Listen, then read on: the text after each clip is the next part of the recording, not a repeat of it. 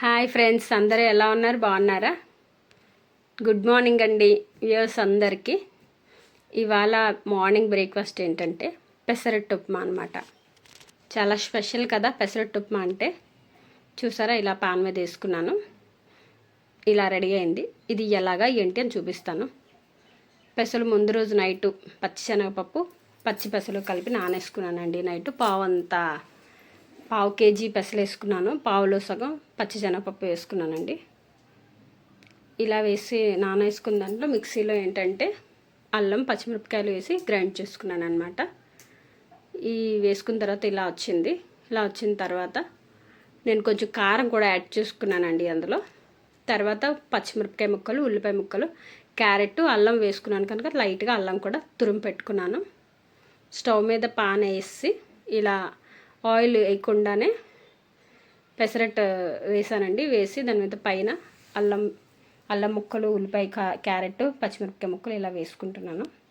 ఇప్పుడు కొంచెం అది కాలిన తర్వాత నేను ఆయిల్ యాడ్ చేసుకుంటానండి. పాన్ మీద కాకుండా ఇలా పైన ఆయిల్ యాడ్ చేసుకుంటాను. ఆయిల్ మనకి తక్కువగా వాడుకోవడానికి ఇలా అయితే బాగుంటుంది. పాన్ అయితే బాగా హీట్ అయిన తర్వాత వేయాలండి. ఇలా అయిన తర్వాత ఇది బాగా కాలిన తర్వాత ఇంకా టర్న్ చేయకుండానే పైన ఉప్మా యాడ్ చేసేసుకుంటున్నాను. చూసారా, ఇలాగ పొడి పొడిలాడుతూ ఉందండి ఉప్మా కూడా. పలచగా కాకుండా పొడి పొడిలాడుతూ చేసుకున్న మాకు ఇలా అంటే ఇష్టం. ఇలా రెడీ చేసుకొని బాగా అది కూడా ఆయిల్ యాడ్ చేసుకున్నానండి. దానిలో పైన ఆయిల్ యాడ్ చేసుకొని అది కూడా బాగా కాలాలి. ఫ్రై అయిన తర్వాత నేను మళ్ళీ హనీ కూడా యాడ్ చేశానండి, చూపిస్తాను.